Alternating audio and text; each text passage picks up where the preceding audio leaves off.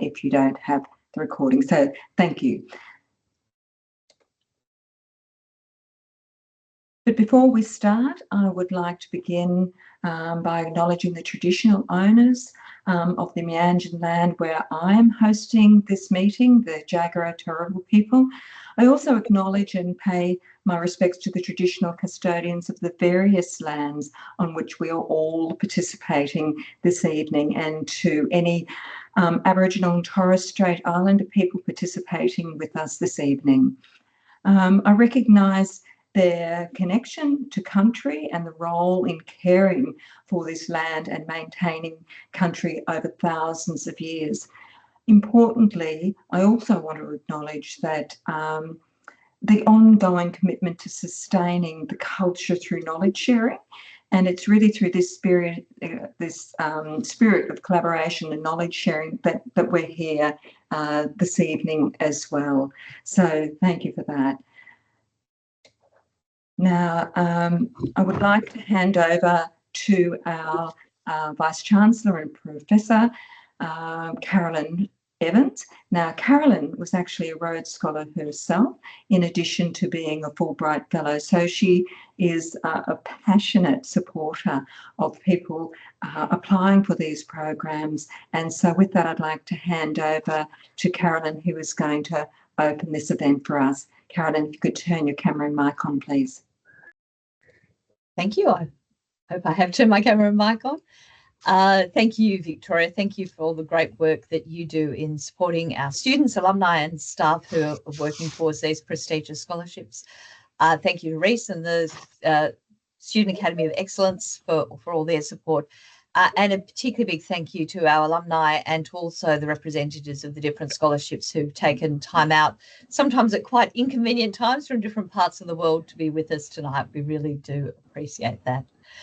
As Victoria said, I've had quite a bit of experience of scholarships. I've been really fortunate to benefit from 2 of them myself, and I've also been on the Rhodes as the State Secretary supporting the selection committee, and I'm on the Fulbright board. So, and can I just ask people who might have their microphones on to turn them off for now, please, because we are getting a little bit of sound coming through. The first thing I want to do is encourage and support you to be thinking about scholarships. Sometimes people at Griffith think, oh, you know, I'm a bit humble or not sure whether I should do this or not. You can get some good advice. It's not necessary from everybody. But if we look just back at 2014, for example, 15 students from Griffith were awarded New Colombo Plan scholarships. I got to meet with a number of them over the last few weeks. Just fantastic people doing such interesting things, lots of different disciplines, lots of different aspirations, different countries that they're going to. We had 2 students awarded Churchill Fellowships, Richard Brooking from the Bachelor of Law and Business and Neil Finch from the Bachelor of Environmental Science. Julia Hill, who is a Bachelor of Music student, got the MEX Japan Scholarship Award, which is allowing her to study a Master's at Tokyo University of Arts. And Zara Campbell got a Ramsay Scholarship, which is allowing her to complete a Master of Aerospace Engineering at the University of Technology in the Netherlands. So as you can see, lots of different opportunities, different scholarships. People from all sorts of different backgrounds can apply for these scholarships. So it is worth having a look and think about whether one of them is appropriate for you. Now, as I said, I have personal experience of this. I've been on both sides of the scholarship interviewing table, and I will acknowledge that applying for one of these scholarships is time-consuming, can be a bit stressful and difficult at times, but I would still like to encourage you to think about applying. And one of the first things I want to say is apply and enjoy the experience of the application and the process in itself. If you get the scholarship, that's absolutely wonderful. But you can learn a lot about yourself. You can think a lot about your aspirations, what you might want to do with your life, what further study might do for you, what sort of impact you might have on the world through the process of applying for one of these scholarships. We all like to be successful, and it is a wonderful opportunity if you get it. But I have to say, in addition to having been fortunate enough to win a Rhodes Scholarship, I applied for a bunch of other scholarships that I didn't win. And over my time being on these scholarship committees, I've seen different people apply for different scholarships and compete against each other, and one might be more suited to one scholarship and one to the other. What I have also experienced, though, is talking to people who have been unsuccessful, but who still said things like, it's been a terrific experience because it made me really think about my life, my future, what I want to do. Or going through the application process has forced me to think about the things I'm good at, but also the areas I need to improve and build on. Another person, this has made me genuinely think about my vision and what I want to give back to society. So if you do go through the application process, you're going to learn a lot about yourself. If you get through to the later stages, you'll often meet interesting and engaged people. For example, if you have an interview in a number of these different scholarships, you're going to get to meet some really eminent and interesting Australians who've had great careers. You can learn a lot from them. You can learn a lot from the experience being interviewed by them. So think about the application process as an invaluable learning experience, an invaluable personal and professional experience. And if you win a scholarship at the end, that's wonderful. And of course, it's a huge bonus, but it's not the only point of it. You do need to have a healthy ability to be resilient through the process. And remember that many great applicants who have not necessarily got the scholarship they wanted have had great careers. I would also encourage you to think about your plan B. It's important to know, I would most like to do this degree at this university on this scholarship. That's terrific. But are there other scholarships that will allow you to go to the same university and do the same degree? Or are there other degrees or other universities internationally or here in Australia? That's incredibly important. I encourage you to think not only about what you would get out of getting a scholarship, which is obvious, but also importantly what you bring to the table. Your talents, your abilities, your life story and background, your leadership skills, and importantly, your vision. And in terms of vision, this doesn't apply equally to all scholarships, but I think it's important for many of them. Ask yourself the question, what would you give back? Not only what would you get, but what would you give? If you're successful, you're the type of person that the scholarship is going to feel proud to say in 10, 20, 50 years' time, well, we helped that person on their life journey, and look now at all the people that that person has helped, the difference they've made to this country, to this community, indeed maybe to the world. So if you maintain that focus on what do I want to give back, what do I want to contribute, I think you'll find this experience extremely rewarding one. Griffith has an unusually high level of support for people going through this process, as well as the support provided by the Student Academy of Excellence, which is not replicated in most universities. You'll find that our Griffith community of scholarship alumni are really generous with their insights, and they support students, staff, and others through the process. And we'll see the benefits of some of that tonight. I was talking to the new Colombo Plan scholars at an event at Parliament House earlier this year, and there were scholars from all different universities there. And not only our scholars, but the scholars from other universities as well, commented that Griffith gives much more support than most universities, and what a difference that makes to ensuring that people from all sorts of backgrounds can win the scholarships. Ultimately, your success is our success. If you succeed, we're so thrilled and happy and delighted for you personally, but it's also fabulous for the university. We love to talk about our great students, our amazing alumni, our successful staff. So I've finished with saying congratulations to you on not getting caught up in all the busyness and day-to-dayness and all of the business as usual things you've just got to get through, but taking out a moment in time to really focus on the future you wish to create. I'm sure you'll find tonight useful and informative. I encourage you, if you are inspired by any of these scholarships, to follow up, and Victoria will tell you more about that at the end of this. And I, of course, wish you all of the very best with your applications. Thank you, Carolyn. It was truly fabulous. And I'd just like to pick up a couple of points that Carolyn raised there. And the first being about that this is an invaluable experience. One of the things, the reason why I have taken over the role as a coach, and it was a new role to Griffith, is because it's such an amazing experience to work with applicants. While obviously, not a huge percentage is successful, and I work with many, many applicants, the experience is truly transformational. You do learn so much about who you are as a leader. You learn so much about where you want to go and why you want to go. And you understand about the role that mentors play in your life. It goes on and on and on. But so commitment is another really important thing. as is understanding about what your choices really are. Now, this evening, we're going to cover some of the scholarship opportunities, and there are many that have not been included. So one of the ones, for example, that hasn't been included is the Cambridge Scholarship, the Cambridge Australia Scholarship. Now, if you search Cambridge, and I was having a bit of a look today, and that's why it's just come to mind, it has many additional scholarships. So there's not just the scholarships specific to Australian students, but there are many scholarships that the universities themselves also offer, such as the one that Carolyn mentioned that Julia Hill received. Julia is a musician and she wanted to study in Japan, and so she sought out scholarships that would enable her to study in Japan. So there are many out there. And you're going to hear from fabulous people, fabulous recipients of the scholars, in addition to people who are on the foundations, the scholarship foundations, and they're going to talk about what makes the particular scholarship so valuable.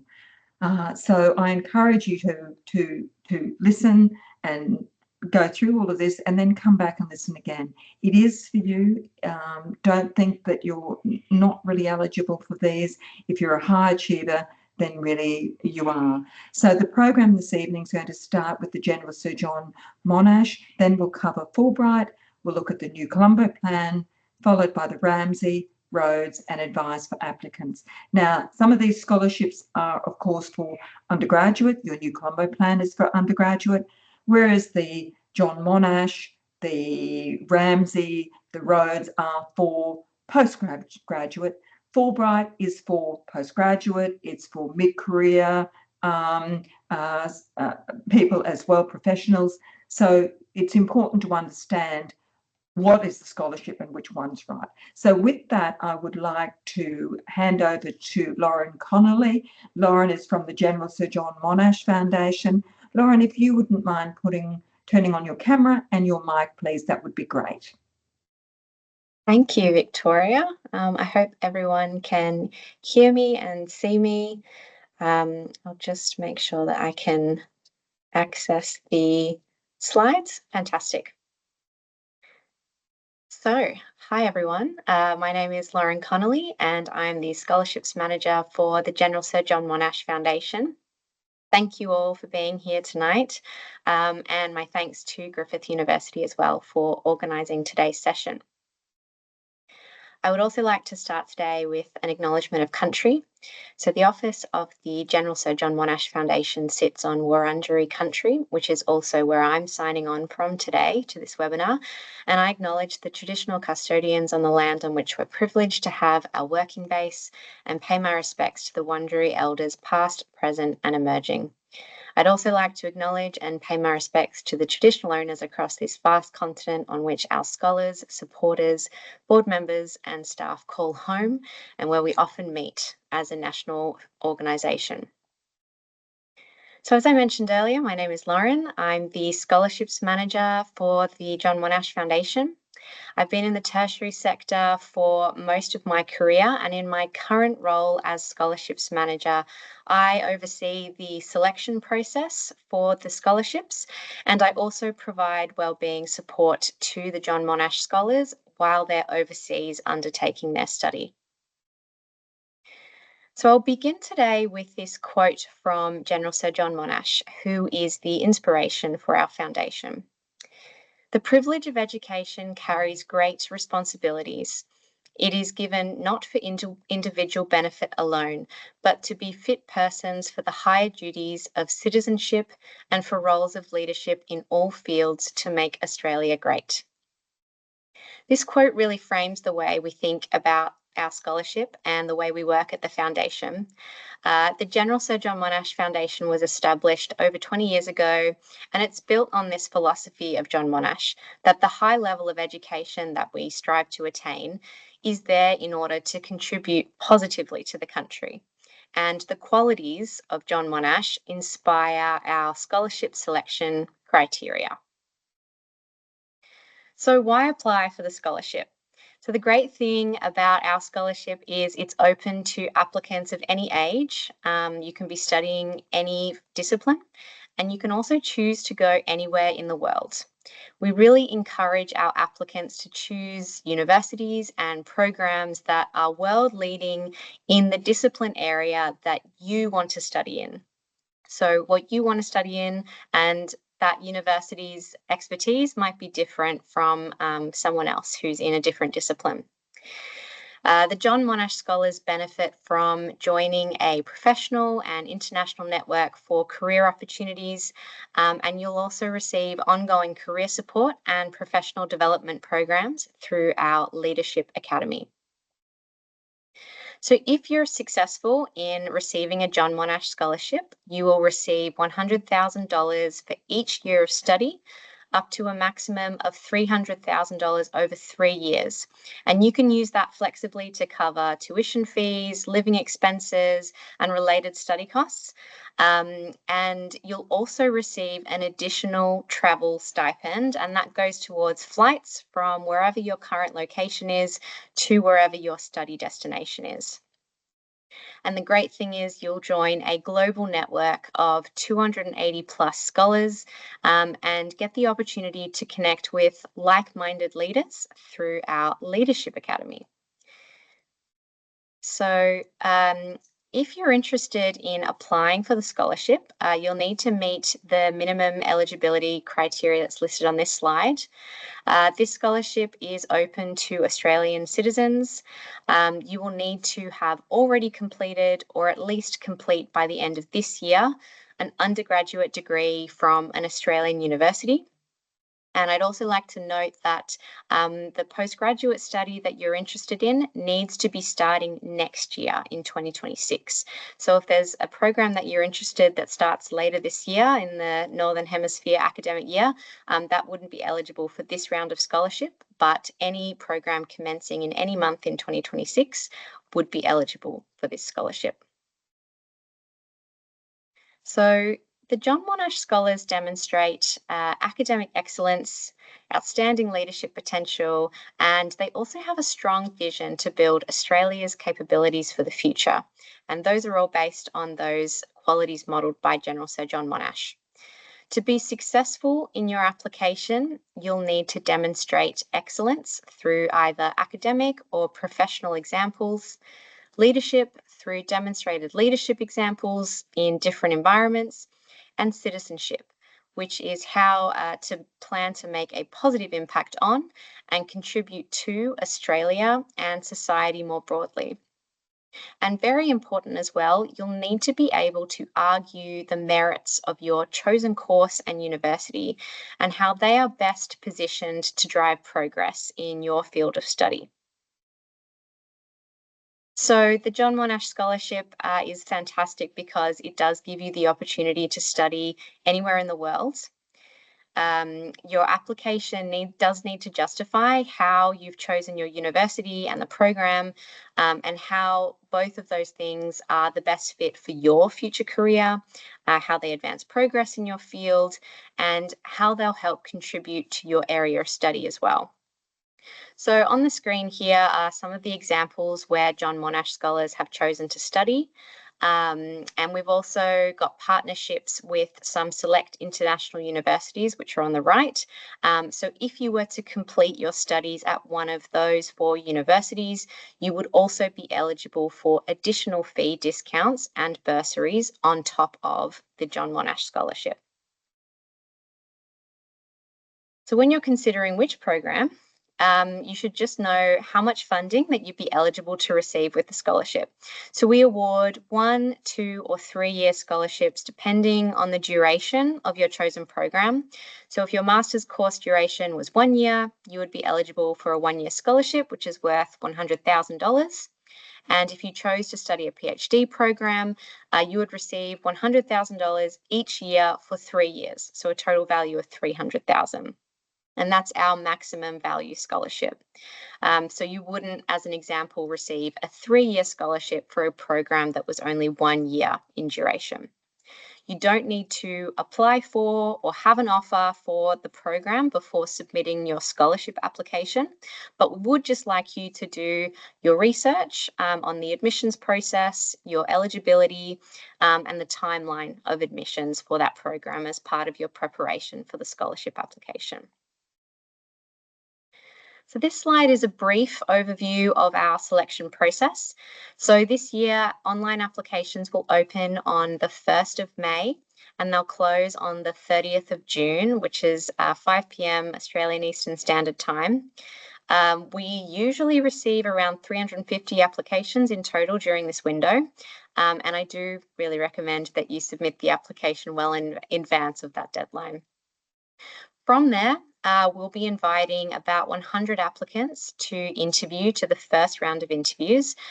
We hold these interviews nationally, so we'll visit most states and territories in Australia. There will be a couple of days in Brisbane, and we have panels of guests from a range of different disciplines that help us interview the candidates. These interviews will be held over the course of September.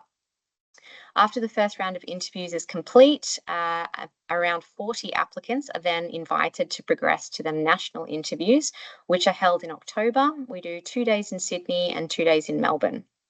And then finally, each year between 14 and 20 scholarships are awarded to our extraordinary applicants, and notification of that generally comes in early December. So to apply for the scholarship, you'll have to start with submitting the online application. So there'll be a few questions in the application, but you'll importantly need to prepare some documents as well. So those include your current resume, the official academic transcripts for any completed study or any study that's in progress at the moment. You'll need letters of recommendation from 3 references who know you in either academic, professional, or personal capacities. And you'll also need to provide a budget plan, which we will give you a template to do so. And that just helps you demonstrate how you plan to manage those finances for the duration of your study. So we do always get asked for more information about the application form or if we have any tips. So I've included some on this slide here. I won't read out all of them, but just some of the key ones. So the first one is when you're thinking about what program to choose, I really encourage you to do your research. Why have you chosen your proposed university? Is it the best in your field of study? Is it in proximity to locations or research or other experts who would enhance your study experience or otherwise aren't available in Australia? So I'd encourage you to really look deeper than rankings for thinking about that. I'd also encourage you to choose your referees carefully. They should be the most senior people who can speak to your excellence and leadership capabilities. I would select the most appropriate combination of academic, professional, or personal referees based on your current career stage, but I just wouldn't recommend submitting only 3 personal references. So think about that carefully. And finally, really allow plenty of time to prepare and submit your application. I take note of the deadline. Ensure your referees are prepared because you'll need to be chasing them and making sure that they submit their part on time, because we just are not able to accept late applications, because once the deadline closes, we really roll right into the next phase of selection.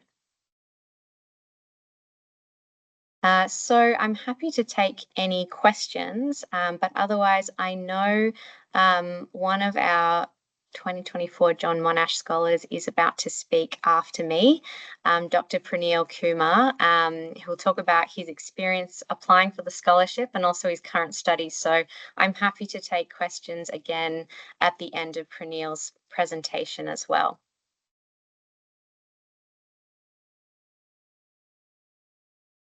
Speaking of, hello Praneel, over to you. Hello, thanks, Lauren. I'm Praneel. I'm one of the 2024 John Monash Scholars. I just have this one slide, so I'll speak to this. And what I'll do as a scholar is just give a little bit more insight into the application process and some tips for prospective applicants. So in terms of the application process, I think the main thing that I would ask everyone to do would be to think really about what you want to do in terms of the program that you're choosing, but more importantly, why you want to go to that university and how that will really contribute to improving Australian society, whether that might be in the short, medium, or long term. The John Monash Scholarship is particularly unique in that sense because it really is a scholarship for those applicants that really want to make a difference to the Australian community. So taking some time out from your daily life to really reflect on what you want to do and why you want to do is very important. And that's because when you go through the scholarship application itself, you'll notice that it will ask you a lot about, why you want to do a particular degree, how it will contribute to Australian society, and the challenges you might expect in that translation. When you do get to the interview stage, the interview panel are really lovely people and they're generally interested in you and what you want to do.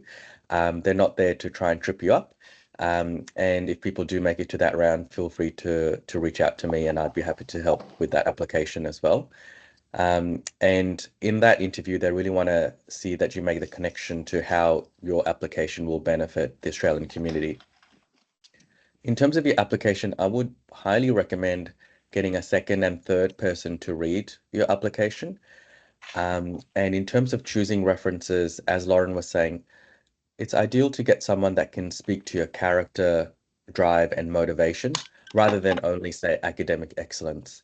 So really having a close mentor that knows you well, that knows your personality, knows what drives you is very important and will make you stand out during that application process.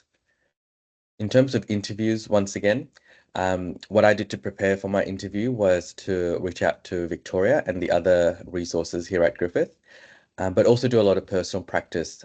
So I found a list of 30 questions, and I used them as a way to think about what I'm doing and trying to articulate that quite clearly.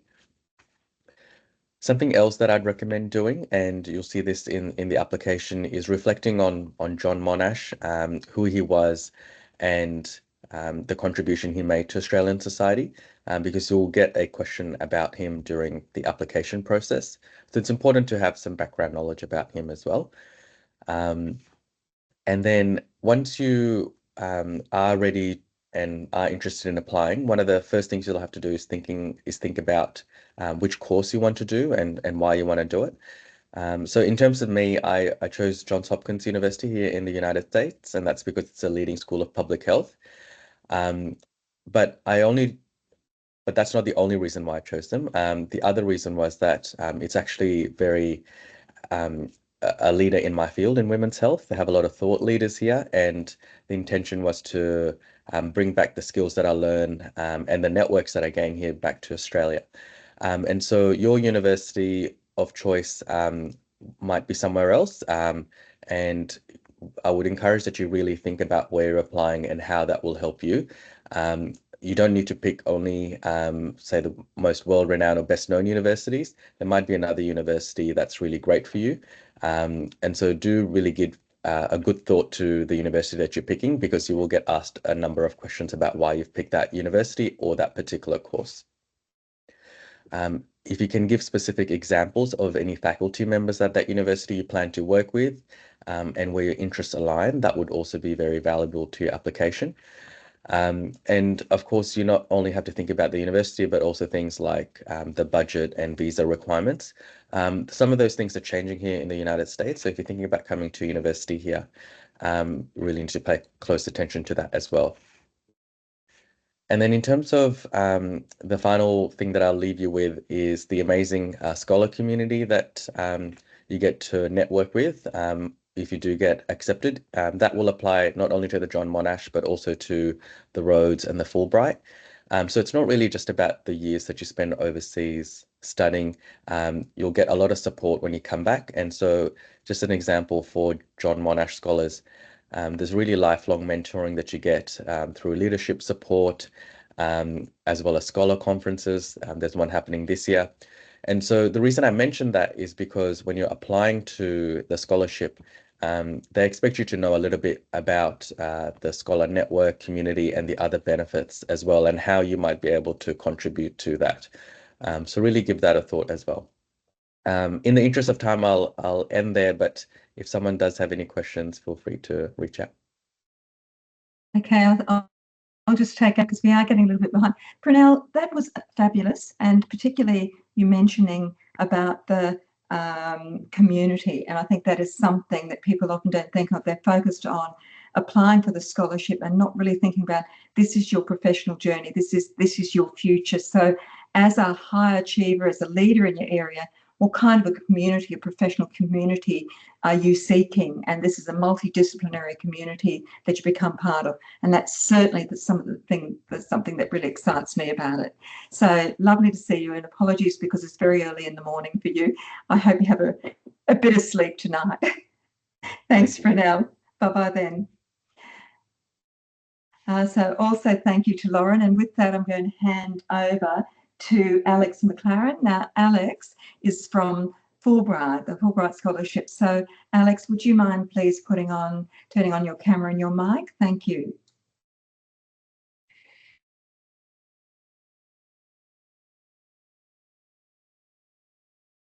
Excellent. Thank you so much for that introduction, Victoria, and thanks again to Griffith for hosting this phenomenal event. I'm really excited to talk to you about Fulbright scholarships today. So Fulbright is the flagship foreign exchange program of the United States. Our program facilitates life-changing research and educational experiences, offering funding for Australian citizens to undertake master's degrees, PhD research, postdoctoral or short-term collaborative research programs at any US institution and in any field of study, providing Australians with a platform to change the world. So a little bit about the history behind Fulbright.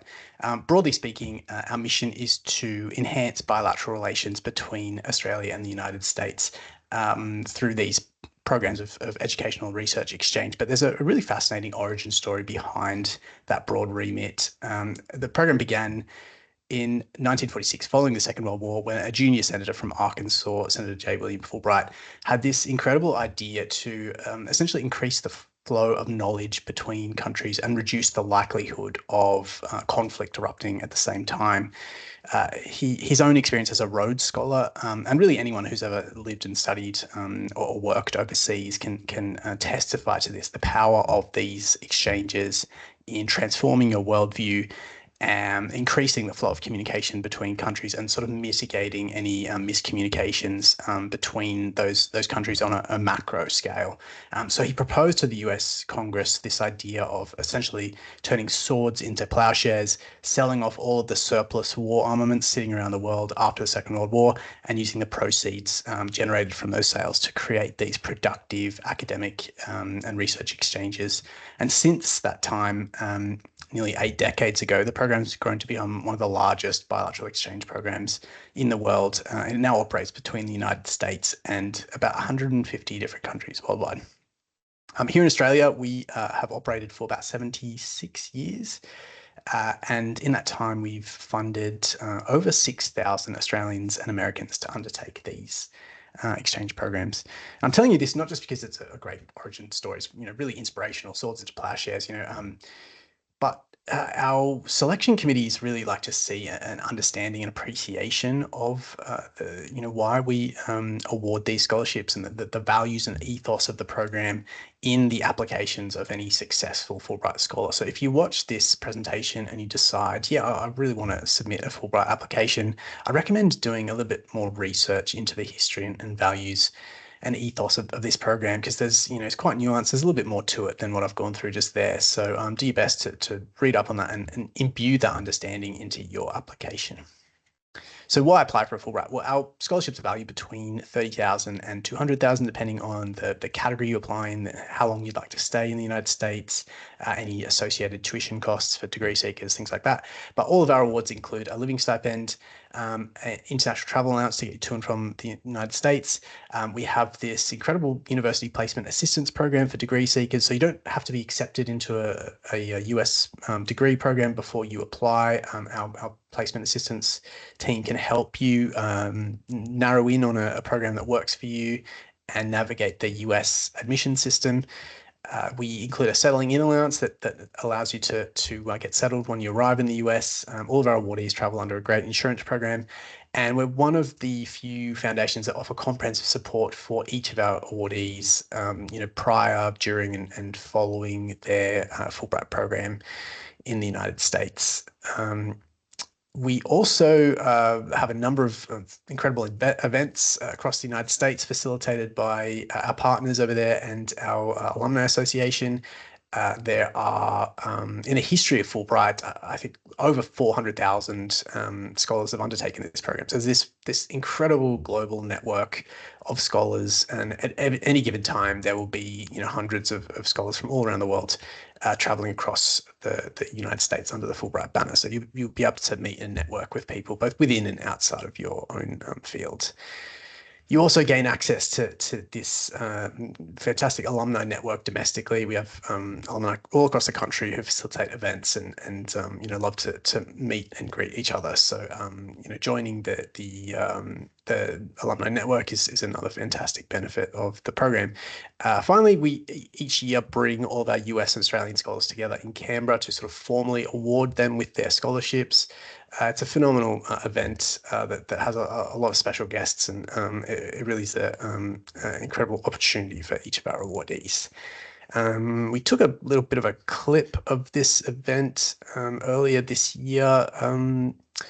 Never used this via the Teams sharing up, so we'll see how the tech goes, but if it doesn't work, I'll send you a link after the session.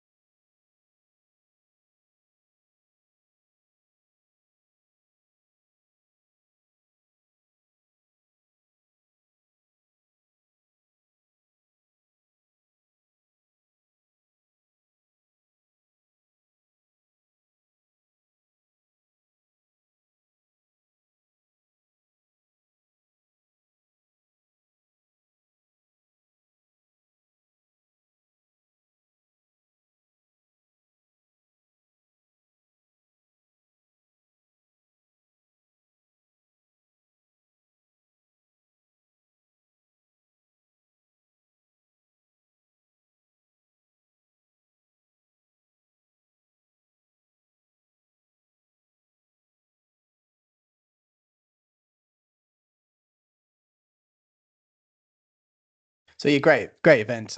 This year we had Her Excellency Sam Austin, the Governor General, handing out the scholarships. Last year we had US Ambassador Carolyn Kennedy and Australian of the Year Professor Georgina Long, who's also a Fulbright alum. So it's really, great benefit of the Fulbright. So the program itself, each year we offer about 70 scholarships. They're available in all disciplines and all graduate academic levels and career stages, and they come in 4 different categories. There's the postgraduate scholarships, which I'll explain a little bit more on the next slide. The postdoctoral scholarships, which are for people who've completed their PhD in the past 5 years to undertake programs of research in the US for 4 to 8 months. There's the Scholar Awards, which are for academics at associate or full professor level to undertake short-term programs of research in any field. And finally, there's the Distinguished Chair Scholarship, which is specifically for a professor in agriculture and life science. Sorry, my daughter is just here saying hello. Hi, Alice. Say hello. Thanks so much. Sorry about that. Yeah, she's super keen to apply as well. So I'll do a separate session for her at a later date. So The postgraduate scholarships, which are probably what most people in the audience are interested in today. They're for graduates who are keen to undertake a US master's degree, so 1 to 2 years of study, or for current Australian PhD students. So if you're enrolled in Australian PhD, you can undertake a period of research in the US as a visiting student researcher for 4 to 8 months via this category. As mentioned, all of our awards are open to all of our categories are open to all fields: STEM, humanities, creative, performing arts, law, economics, you name it. We also have a number of specific awards aimed at specific or niche disciplines. And you can, when you apply for a Fulbright, you can be considered for multiple awards within your category. So I'd recommend looking in the catalogue at each of the available awards within your category, just to see what's available in that year. And there's a checklist that you can fill out alongside the application that just lets us know which awards you'd like to be considered for. So eligibility-wise, we only offer scholarships to Australian citizens, but as mentioned earlier in the session, the program operates in about 150 countries worldwide. So if you have citizenship with a different country, just do a bit of Googling. There might be a Fulbright Commission in your home country through which you can apply. You can have dual citizenship with anywhere besides the US. You have to have an undergraduate degree, but there's no age limit, and it's open to any field and any US host institution. There's also no limit to the number of times you've applied. So if you've applied previously and been unsuccessful, you can definitely give it another go. In terms of selection criteria, of course, the committees are looking for academic and professional excellence, but it's definitely not limited to that. You don't have to be a straight HD student or have published 100 papers to apply for Fulbright. Really, you just, the selection committees are looking for people with a positive trajectory of academic achievement. They're looking for achievement according to means. They're looking for ambassadors. So as mentioned, the cultural aspect of this program is just as important as the academic and research exchange aspect. So the committees are looking for people who have an understanding of who they are, what it means to them to be an Australian, a curiosity to find out more about other cultures, willingness to share their culture in communities abroad, and then bring their learnings back to Australia to share with home communities here. Again, just going towards that soft power aspect of the Fulbright program. It's a key aim of the program is to improve those cultural relations between disparate nations. So another key aspect of the program is the relevance of your proposal to the US. So why the US? Why is the US the best destination for your particular study or research? So it's really important to articulate and answer that question within the application. And of course, the potential outcomes and impact of your proposal, that's going to be a key one to articulate really in any grants application. So make sure you're doing your best to do that. So the components of the application are the project proposal or the study and research objectives. That's the what, the how, the why of your proposal. What are you planning on doing in the US? How do you propose going about it? And why the US, why Fulbright? There's also a personal statement, which is kind of a unique component. It's very common in US university applications, but not quite as common over here. This is the who of your project. Who are you as a student? Who are you as a researcher? Who are you as a professional? What personal motivations or circumstances have driven you to pursue your current field or what's driving your current trajectory? We require a minimum of 2 referee reports, but recommended 3. These are completed via the online application confidentially. We recommend choosing a balanced mix of people, maybe a personal, professional, and academic, but really choosing people who know you best and can testify to your ability to complete your project within the aims and remit of the Fulbright program. You're going to be the best people to choose. For people doing research, so people doing research towards their Australian PhD or people applying the postdoc or scholar categories, you have to secure a letter of invitation from your proposed host institution. So as mentioned, degree seekers, you don't need admission, but if you're doing research, you do need a letter. It's essentially a letter on institutional letterhead that just lets us know that they're willing and able to host you for the duration of your research project. If you don't have existing US contacts, don't worry too much. Most of our applicants develop them as they're completing this application. It really, you can just reach out to universities in the United States, let them know what you're proposing, let them know that you're applying for a Fulbright. Chances are that will initiate a conversation through which you can secure this letter. We also require academic transcripts for any degrees you've referenced within the application. And as mentioned, there's a checklist you can use to nominate which awards you'd like to be considered for. So the timeline, applications are open from March to July each year. So they're open right now. If you're interested in applying for a Fulbright from what you've seen, you could jump onto the website and start your application today. Shortlisted applicants are invited for interview between August and October, and everyone finds out the outcome by the end of the year. If you're successful, you have to commence your program between August of next year and May of the following year. So you essentially apply 1 year in advance. If you're successful in this year's round, you won't commence until at least August of 2026, but you have to commence prior to May of 2027. So our website is the best place to start, fulbright.org.au. There's a whole raft of information about all of our awards. There's FAQs and alumni profiles, and you can reach out to our team at any point to ask any questions that you might have. Of course, I'm happy to take questions today. But we have a fantastic Fulbright alum from Griffith who is currently dialing into this session from Washington, D.C., where she's completing her program at Georgetown University. Grace, thank you so much for joining us. I might just ask you if you could just tell us a little bit about what you applied to do via Fulbright, and then tell us a little bit about your experience. And thank you so much for joining us at a very very late time, very late hour in Washington, D.C. No problems. Thanks for having me, Alex, and good to see you are fostering the next generation of Fulbright scholars nice and early. So hi, everyone. My name is Grace. I did a Bachelor of Law and Bachelor of Government International Relations at Griffith. I applied for a Fulbright a couple of years ago to come to the US to do national security law as my major, specialized sort of field. And I've been in DC for coming on a year doing just that. So I've been doing a master's by coursework looking at particular focus areas where there's a need for sort of research, innovation and collaboration to bring back to Australia and to the Indo-Pacific. So I have been loving my time at Georgetown, which is the university I selected based on its sort of preeminence for national security.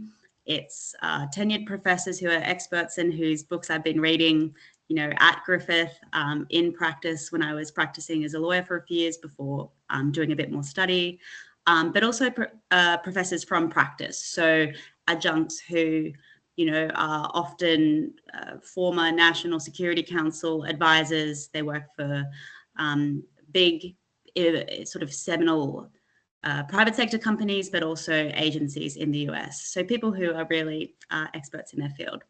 I have a great cohort of international students in my program in Georgetown and a great Fulbright cohort from Australia. So the emphasis on meeting like-minded people is it shouldn't be understated, because the people that you meet along the way are certainly very inspiring.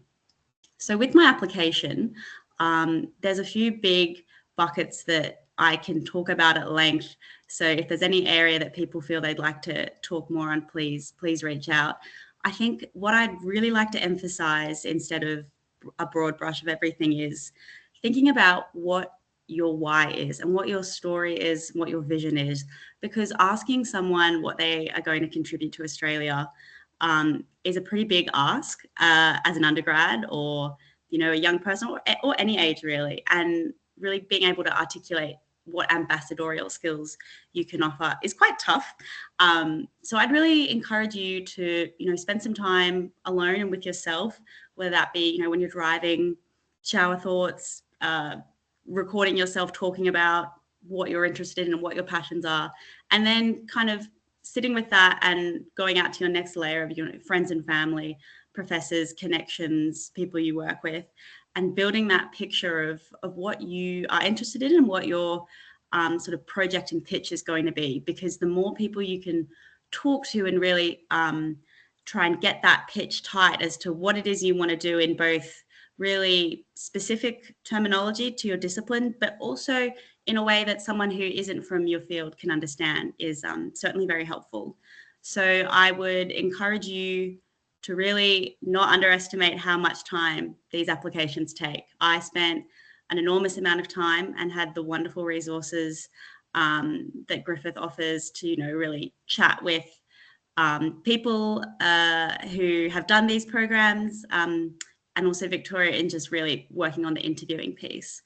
I'll speak briefly to referees because this is also a time-consuming piece. Start early in maybe reaching out to potential referees and having the conversation about if they'd be comfortable writing a report for you, because that does take a lot of time, but also they might want to get to know you a little bit more, you know, spend some more time with you and sort of question you, because for someone to put their name to your application, it is quite serious. And so please don't sell yourself short by leaving that to the last minute. I think the value of the reputation of Fulbright can't be understated. It certainly opened a lot of doors for me in DC and in my travels in America. It's a highly, highly respected scholarship. And with that comes an immense amount of pride, but also responsibility. So I'm really excited to be able to come back to Australia and the region and collaborate with the peers that I've met in the US. There's a lot of JAGs, military lawyers in my program, but people from all over the world that I'll work with in the future. On the cultural exchange piece, I think some highlights are, you know, being in DC during the 75th anniversary of Fulbright, my first Thanksgiving dinner, lots of pies were eaten, an election, an inauguration, Groundhog Day recently, snow, there's always something happening. So it's been a wonderful experience to really get to know America and debunk the myth that Australia and the US are very similar, because in some ways we are, but we're also very different. So if there's any areas in particular of the Fulbright application that I can help with at a later date, please don't hesitate to reach out. Thank you, Grace. That was fantastic, as always. And I just want to pull up a couple of points with Grace that you raised too. So it took Grace quite some time to really focus on what it was she wanted to do and where she wanted to go. So she did jump from scholarship to scholarship. I hope you don't mind me saying that, or more than scholarship to scholarship, it was even what she wanted to do. So that drive, that motivation, where she wanted to get to. And that probably took Grace 2 or 3 years of really soul searching and talking to people. As she mentioned, Grace had conversations with many people about what she wanted to do. Would that be true, Grace? That is true, Victoria. That is true. And so that point about making a decision about which university and really landing in the States, so that in DC, which aligned beautifully with what you wanted to do. So timing is also really important. And Grace was, I guess the term is right, it was just her time, and she knew where she wanted to go, why she wanted to go, and had the right experience and things. So congratulations, Grace. It's we're all very, very proud of you as well. But it wasn't easy for Grace, is really what I'm saying. Also, it took time. So that message about talking to people, I cannot stress how important that is. So thanks, Grace. You can go to bed now. And with that, I'm going to hand over now, please, to Reese, who's going to talk about the New Colombo Plan, one of my absolute favourites. Now, Grace was also a New Colombo Plan scholar.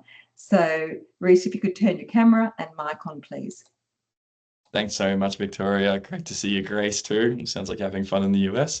Hi, everyone. My name's Reese. I'm the manager of the Student Academy of Excellence. It's great to sort of see you all this evening.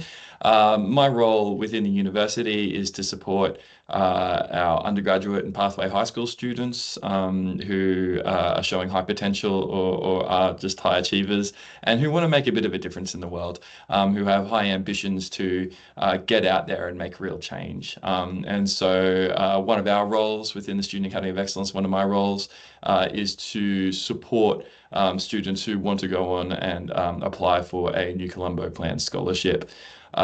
We're pretty successful in the way that we go about things. I'll talk about that in just a moment and what the NCP scholarship entails. But I just want to very briefly flag the success that we had in last year's round, where we had 15 students become NCP scholars. As you can see there, I'm sure they'd all be mortified to see some of them to see themselves up there.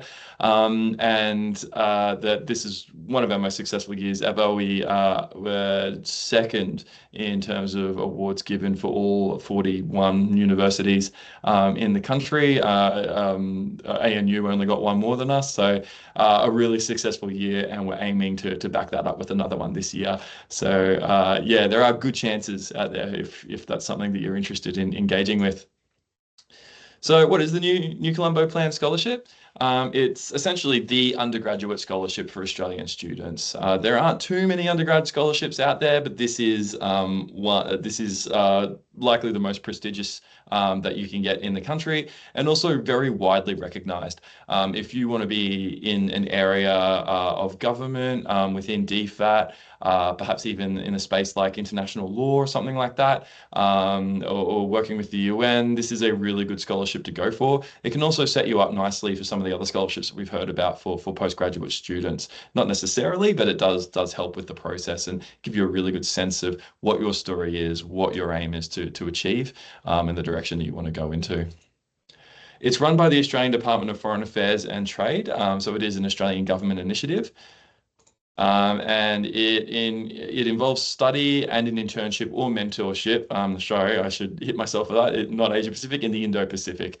You can select one or two, sometimes three countries within the Indo-Pacific to go do international study in. That can either be as an exchange or as an international student, as well as an internship component. Also required in a New Colombo Plan scholarship is a language component as well. The guidelines are always changing, and we don't know what the guidelines will be for this year just yet, but we do know that there will be those three components, either a mentorship or internship, some form of study, at least a semester of study abroad, and a block of time undertaking language studies. And language studies is becoming much more important to the New Colombo Plan scholarship as it moves forward.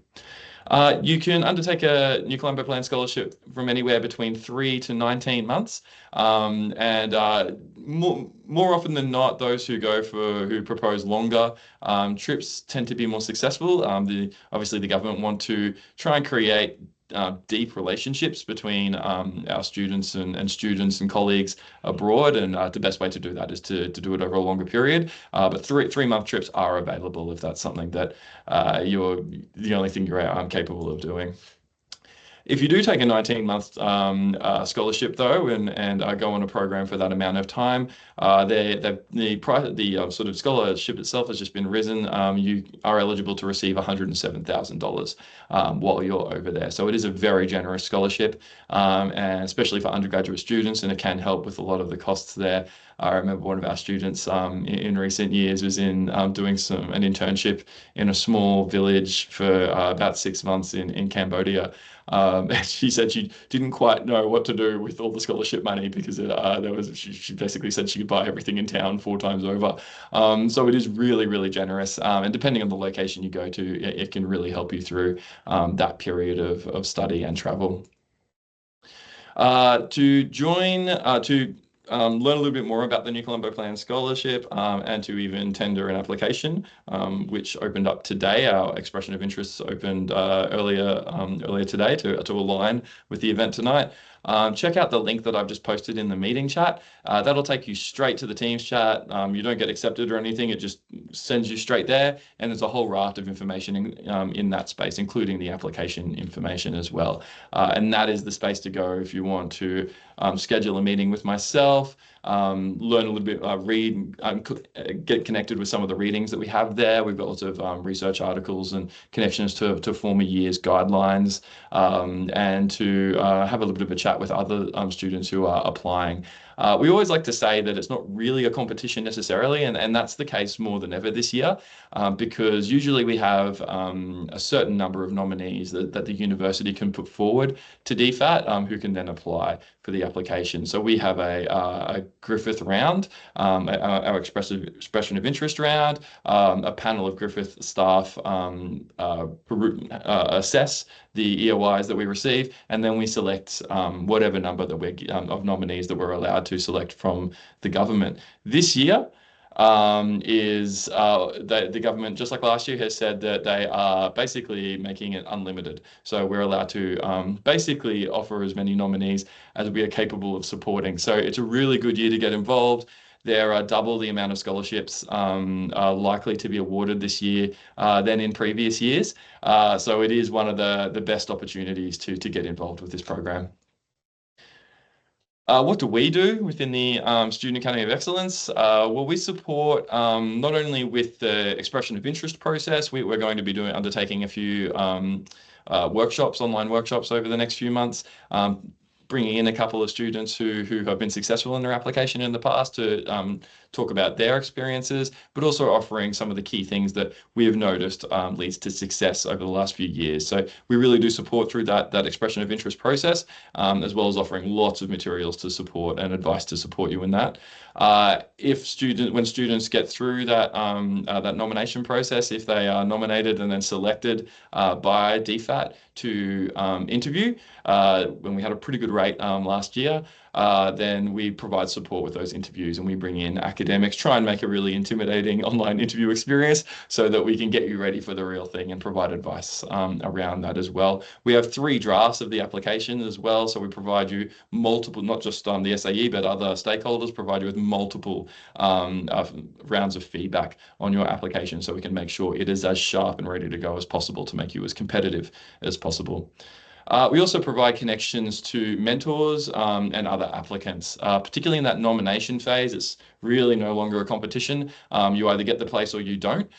So we try and encourage our nominees to help each other as much as possible. And our mentors are always our students who have recently received the scholarship, are always really engaged and really happy to support and offer their time to talk about the process and the experience that they had. So it's a really communal experience. There's really deep friendships and bonds made just through the NCP group before they even go out and start making friends abroad. It can be a really rewarding and enriching experience. And I will go back to, I believe, early in the session when we're talking about the Sir John Monash Scholarship, that point around that a lot of applicants, even those who aren't successful, tend to find that the process is really illuminating and really helpful. And that's the persistent feedback that we get from those who are unfortunately unsuccessful when they apply for that, that actually the process has helped them to understand themselves a lot better and has really supported them in understanding how to apply for future scholarships. So it's a really good project to get involved in.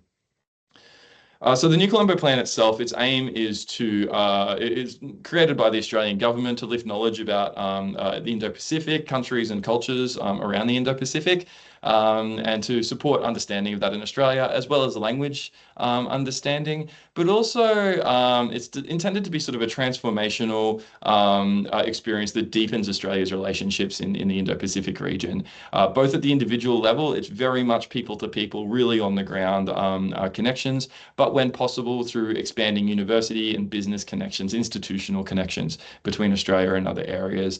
The idea is that if we have a lot of friends in different places, that makes trade much easier, it makes defence much easier.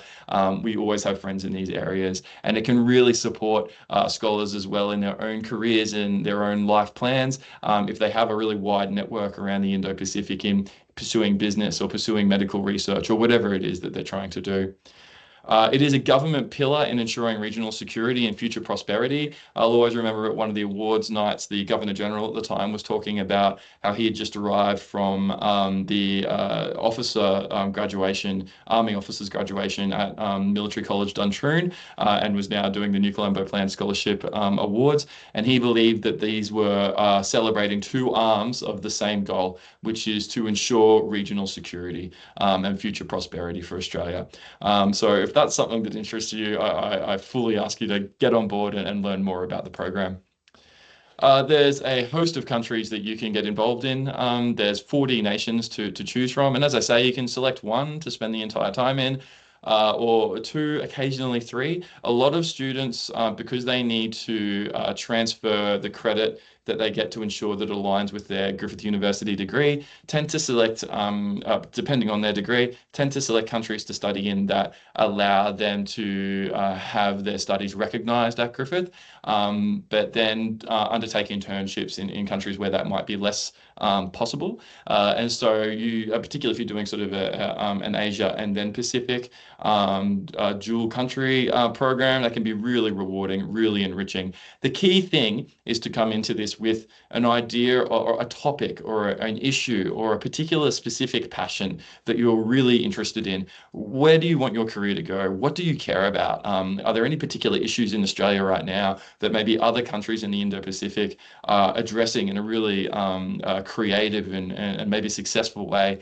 that you could go learn about and come back and apply to the Australian context? That's the kind of thing that the Australian government are looking for. They're not only looking to build relationships, but to enrich Australian society through the knowledge that their scholars pick up while they're overseas.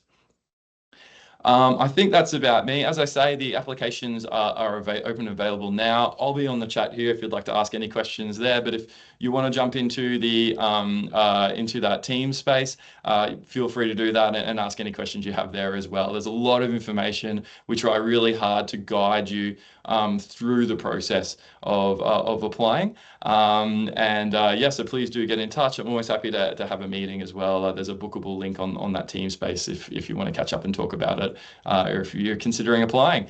But now I'm going to throw over to a recent New Colombo Plan scholar who only arrived home a few months ago, I believe, and you know, made Griffith proud while he was abroad, succeeding in all the things that he was undertaking as an NCP scholar. Jordan McGrath. Hi, Jordan. Thank you, Reese. Yeah, so my name's Jordan McGrath. I would also like to start by acknowledging the traditional custodians where we all sit today. For me, it's the Kumba people on the Gold Coast. I'm a proud Lunga-Kidja descendant. So yeah, that's a mob out in north of Western Australia. So I'm very proud of that heritage. And I study wildlife biology and applied mathematics. It's a little bit about me there. So my New Colombo Plan scholarship was pretty transformative, and I found the real big thing about the New Colombo Plan scholarship is that it is, as Reese said, the only undergraduate scholarship that takes you overseas, the major one anyway. And so even before you finish your degree and progress in life a bit and start applying for these other postgraduate scholarships, you really are confronted with yourself and what you're about and your purpose right in your undergraduate degree. And I know for me that started out, I was very lost in what I was looking for. I had ideas, but I didn't know really what I wanted to do.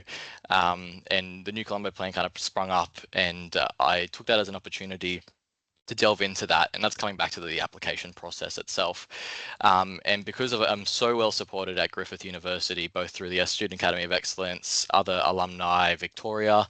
It really makes you reflect on what you want and what you want to get out of it, and it's giving you really, really good practice for future scholarships that you can get. And so since my NCP scholarship, I've also done an internship at NASA at the Jet Propulsion Laboratory, but all those skills that I did came from my New Colombo Plan scholarship and the hard yards I went through back then.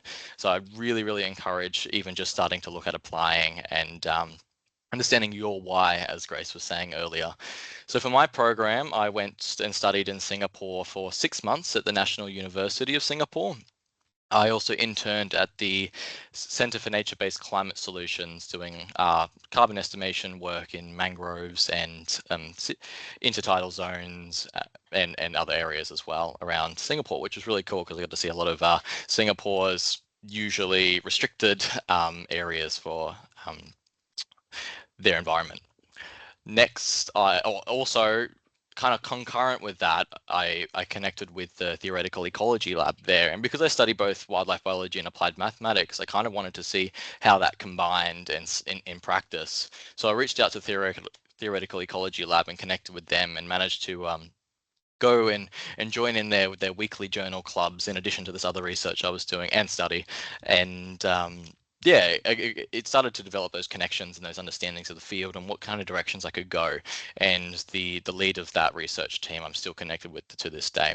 So following that, I was really looking at the math side of things in Singapore, and then I went over to Vietnam, and I was like, okay, well, I can understand conservation from a mathematical modeling point of view, but I want to see what's on the ground. I want to see what's out there in the local communities and how they're addressing climate change. So I went and did a 4-month wildlife rescue internship. I'd say Vietnam's wildlife, which was really, really epic, because not only did it take me out to rural Vietnam, where I was completely out of my depth and threw me in the deep end, it also allowed me to connect with culture, understand, different foods, different language, different practices, but it also allowed me to see just how much people care about the environment across the world. And not only that, I was also able, in these countries, I was able to engage with Australia's DFAT officials as well. So I also got to attend the 50th anniversary of Australia and Vietnam there. And in Japan, which I finished up at, I did some language training and another bear research internship, which was really cool. So that's all just to pretty much say that I really, really got a better sense, and I'm still learning, but I really got a better sense of my passions and my ideas and where I might want to go next in my future in my future steps. It's about creating those valuable connections in the region, again, coming back to that soft power with Australia and our neighbours in the Indo-Pacific. Enhanced cultural appreciation, and a better understanding of myself and my identity, because these kinds of things, which aren't often talked about, is the challenges that come with it. In your NCB application, you'll see adaptability and resilience, but I feel like you don't really understand what that means until you're in there, in the country, really confronting these challenges, and that makes you teaches you a lot about yourself. Yeah, so that's pretty much my program. In addition to doing the scholarship, I'm now the alumni representative at Griffith University. So if you have any questions, please reach out to the SAE, the Student Academy of Excellence, or you can also reach out to me. I'll try to put my contact details on the team site as well. But this is a really, really valuable scholarship for not only getting early international experience, but also for your future potential postgraduate scholarships, other prestigious scholarships like you're hearing about tonight. Thank you, guys. Jordan, that was inspirational. Everyone should apply. The New Colombo plan is just fantastic. So thank you for that. Moving on, we are running quite behind in time, but I'd like to ask Megan Coe from the Ramsay Foundation, if you could please turn your camera and mic on, Megan. Thank you. Thank you so much, Victoria. Let me just get situated here. There we are. So hello, everyone. I'm Megan Kosh, the Postgraduate Scholarship Manager at the Ramsay Centre, and it's such a pleasure to be joining you this evening. And many thanks to all at Griffith for your excellent work in making this event possible. I'm very pleased to have the opportunity to speak to you about the Ramsay Postgraduate Scholarships. We're only actually 5 years young in our program, but already making a positive difference to the lives of brilliant and dynamic Australians studying overseas. Did I lose the slides there, or are we good?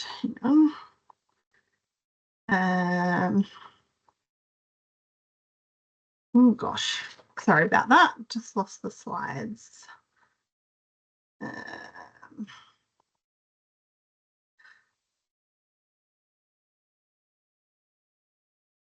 Okay, there we go. So this is just this is just a little bit about me. I have extensive experience in scholarship management, higher education administration, and donor relations. Before joining the centre, I worked at the University of Wollongong for 8 years, working in the advancement and with university operations. I also have worked in the charitable fundraising sector and philanthropic sector as well. At the centre, I oversee the selection process and I also support all of our scholars whilst they're overseas and when they return. Okay, so the Ramsay Postgraduate Scholarship support outstanding young Australians to pursue graduate study at the world's best universities. Offered for the first time in 2021, the Ramsay Postgraduate Scholarships are some of the most generous currently on offer in Australia. I'd just like to take a moment to acknowledge our benefactor, the late Mr. Paul Ramsey AO, who was an entrepreneur and highly successful Australian businessman and philanthropist who left the largest private bequest in Australian history. His business interests were mostly concentrated on international private healthcare and private hospitals through his company, Ramsey Healthcare. Paul Ramsey was particularly keen to advance and promote educational opportunities that would benefit Australians. Through his generosity, the Ramsey Centre has developed a postgraduate scholarship program to enable graduates from all disciplines to undertake study overseas and to develop into future leaders. Okay, so just a little bit more information on our scholarship categories. We do have two different types available. The first one being the World University's Ramsey Postgraduate Scholarship, and then also the St John's College Annapolis Scholarship. We award approximately 25 to 30 scholarships each year, with the majority being awarded in that first category, the World Universities category. And to date, we have awarded 112 Ramsey Postgraduate Scholarships. We regularly stay in touch with the cohorts overseas, and we are also developing a leadership program to run in conjunction with our scholarships. There are events and engagement activities held overseas for scholars to participate in. You can check out our website and social media for examples of the types of opportunities and events that we undertake. So let's have a look at these categories a little bit closer. So firstly, the World University Scholarship. These scholarships support 1, 2, and in select cases 3 years of graduate coursework and or research at master's or doctorate level and are valued at $90,000 per annum. It's important to note that applicants need to have secured a place or be close to securing a place in a graduate program overseas before finalising their application. Scholarship recipients in this category are supported financially when they are accepted into programs of studies at world-class institutions such as Oxford, Cambridge, the London School of Economics, Harvard, Yale, Stanford, MIT, Sciences Po, Bologna, and others. Please note that scholarships will only be granted to students commencing full-time in-person postgraduate study outside of Australia. The scholarships are granted for commencement of study in the year of application. And just a little bit of a closer look at the St John's College Annapolis opportunities. There's some lovely photos from the college itself. So this opportunity supports study in the US for 2 years at St John's College at their Annapolis campus, where students undertake a Master of Arts in Liberal Arts. St John's is a remarkable and vibrant intellectual community, and its Graduate Institute delivers a highly respected liberal arts program centred on the study of the great books of the Western canon. The St John's College Master of Arts Scholarship is valued at $75,000 per annum for 2 years. The scholarship payment is a contribution towards tuition, living and travel costs associated with postgraduate study. Okay, so probably what you've all been waiting for is a bit of a deeper look at who we're looking for in our selection criteria. So all applicants for both scholarship categories must be Australian citizen or permanent resident and will need to have secured or be close to securing a place in the graduate program abroad prior to finalising their application for a Ramsey Scholarship. Ramsey Scholars will be selected on the basis of strength of character, leadership qualities and commitment to serve others, as demonstrated by their contribution to the community, public debate or professional involvement. Number 2, the outstanding academic achievement and breadth and depth of intellectual vision. And number 3, commitment to advancing a richer and deeper understanding of Western civilization, for example, through studies related to its history, philosophy, legal and political systems, literature and languages, science and social sciences, creative arts or architecture. Just to note though, our scholarships are completely multidisciplinary and you can study anything. So in order to apply, our applications for the current round, so that's this study commencing this year in 2025, have already closed as of last month. However, and probably more relevant to those online this evening, if you're contemplating overseas studies for 2026, here is what you need to know about our application process. From May onwards, you can express your interest to the centre to be added to our mailing list, and we will keep you abreast of opening dates and any information sessions. From September to January, applicants would have really needed to commence and finalise their applications for those preferred graduate programs abroad. And then what is typical is that our scholarship applications open in early February and close at the end of March each year. And we too receive about 300 plus applications per year. Then shortlisted applicants are invited to interview around mid-May, and then we generally award by the end of May/start of June.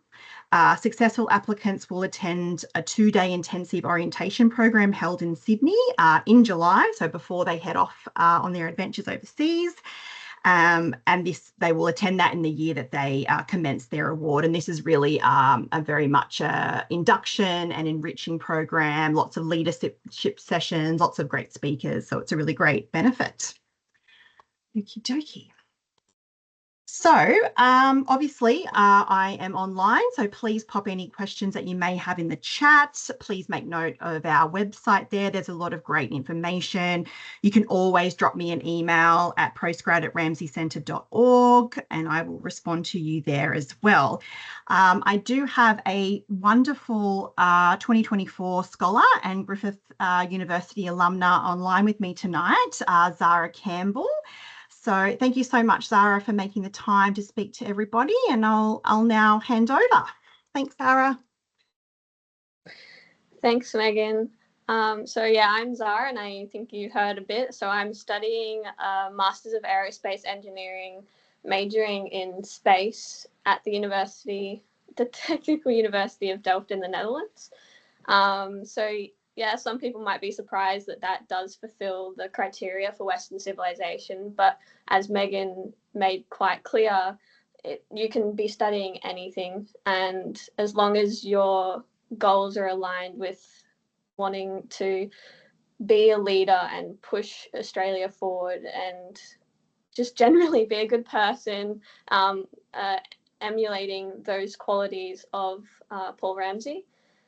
I thought I would just try and be very quick because I know we're running behind, and I think Megan did a really good job, but I just wanted to highlight what I have found the most impactful as being a Ramsay scholar, and that has been the community of scholars and the events that we've had together. So the orientation event was really exciting.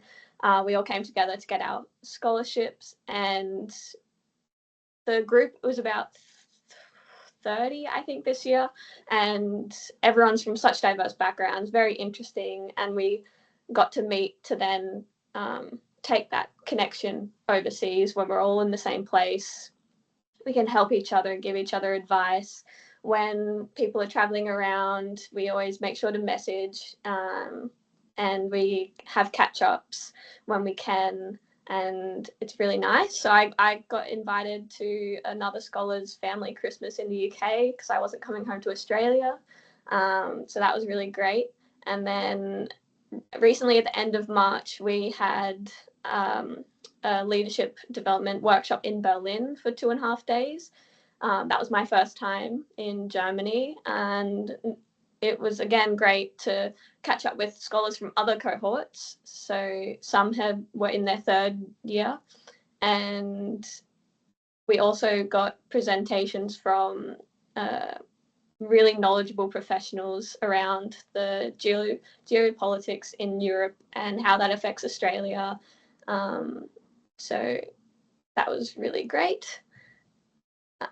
If you're not convinced that the Ramsay Scholarship is good, I cannot stress more. So if you want more information, feel free to reach out.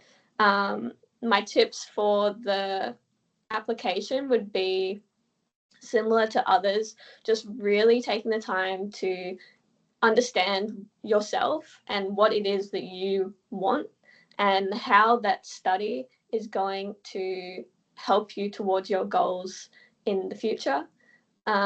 Again, the support that Victoria and Griffith gave is invaluable, so I highly recommend using that resource to help you discover who you really are and what you really want. So I'll leave it there. Thanks. Thank you, Zara. Lovely to see you, and thank you for sharing. And I think one of the things with Zara is also you took a bit of time to really think about where you wanted to go and what you wanted to do as well, and to add further skills. So those conversations, if you want to reach out and have a conversation, sometimes it can be a year before you actually apply. And I think, Zara, you added to your portfolio and your experiences in that time. And that was also the thing that really enabled you to be successful. So partly it's really about understanding your goals and what your experiences have been prior to this, and whether there are any gaps in that may value add to your application and help you really to understand. Would that be right for you, Zara? For sure. So I didn't feel ready in 2022 to apply. I wasn't quite sure of my direction. And then when it came around, I knew more and realized I could contact Griffith.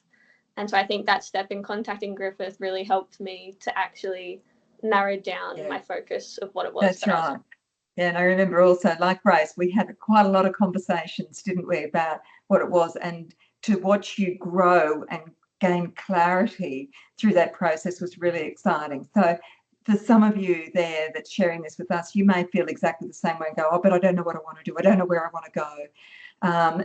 If you've got a general idea, I think that's a really good starting point. If you're a high achiever, if you know that you want to grow and have an impact, sometimes this process can be fantastic with helping you to do that. So anyway, Zara, thank you for being here. And I'm sorry the hour that you have to be here. It makes it difficult for you, I know. So enjoy the rest of your day. Thank you. Bye-bye then. Okay, with that, I would like to ask Stan Hearn from the Rhodes team to please, if you could turn on your camera and your mic as well, Stan, and we'll hand over to you. Thank you. Thanks, Victoria. We have a bit of a problem with the slides, I see.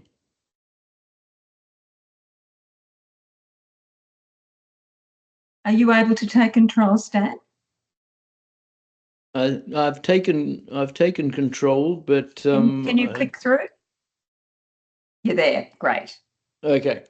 I just don't seem to be able to get the full screen view of the slides.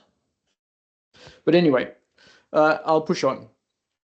It's getting late, and I'll try and keep this as brief as I can and give you as little information as I can while making sure that I cover the basics. So I thought that what I would try to do tonight is to answer 4 very simple questions.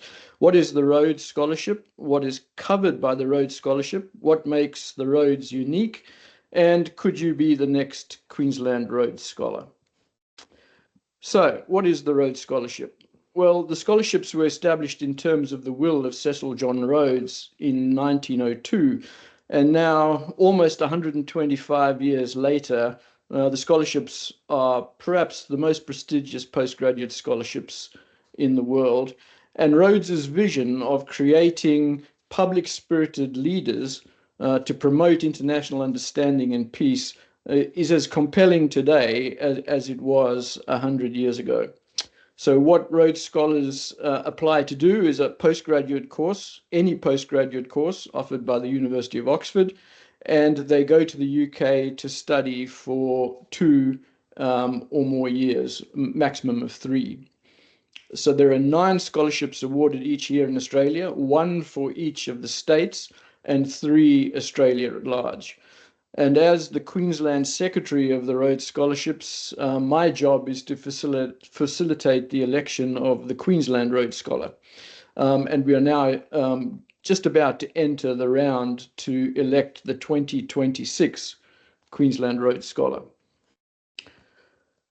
What is covered by the scholarship? Well, the scholarship is incredibly generous. It covers all your course fees. And you can see that some of the more popular master's degrees at Oxford are incredibly expensive. The Master of Public Policy, for example, which a lot of people do, comes in at about 120,000 Australian dollars per annum, but you never see that. That is automatically covered by the scholarship.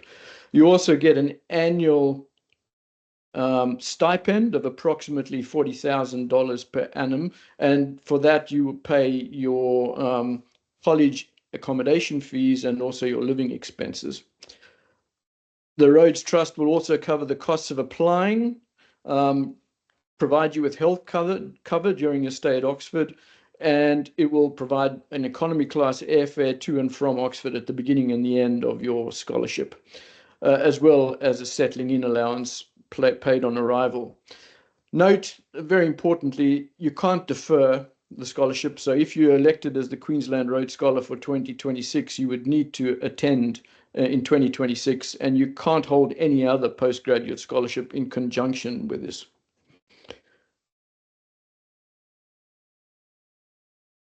What makes the scholarship unique? Now, unlike many of the scholarships that you've heard about tonight, the Rhodes Scholarship is linked exclusively to Oxford. And that is fantastic on many levels. Not only is Oxford arguably the greatest university in the world, having been ranked #1 in the Times Higher rankings for the last 6 or 7 years in a row, it is also a collegiate university. So for those of you that don't know what a collegiate university is, it's a loose confederation of fiercely independent colleges. And a part of your life, a large part of your life is spent in the college, where you get to know a huge cross-section of people, both British and international. And it's a wonderful way to immerse yourself completely in a different culture. But even better, prestigious universities are getting incredibly difficult to get into. So the mere fact that you meet the eligibility requirements sometimes is not enough to get you an offer. What the Rhodes does is, because it's linked to Oxford, there is an infrastructure set up in Oxford, which is Rhodes House. You have the support of the warden and the staff, and they will work very hard to make sure that you get an offer from Oxford. So they help you craft your application, and they support you all the time that you're in Oxford. So it is a natural home for you to, a home from home for you to feel comfortable in. As a scholar, your cohort will include 8 other Australian Rhodes Scholars, about 100 Rhodes Scholars that come from all over the world each year in your yearly cohort. You'll interact with over 200 scholars that will be in residence in Oxford at any one time, and you'll become part of a community of about 8,000 Rhodes Scholars worldwide. So, could you be the next Queensland Rhodes Scholar? I'm not going to go into all of this in great detail. If you're interested, there'll be some links at the end that you can explore. Are you eligible? Well, there are a couple of important things. You have to be an Australian citizen or an Australian permanent resident. And interestingly, if you have refugee status or you're asylum seeker, there are now ways in which you can apply for the Queensland Rhodes Scholarship as well.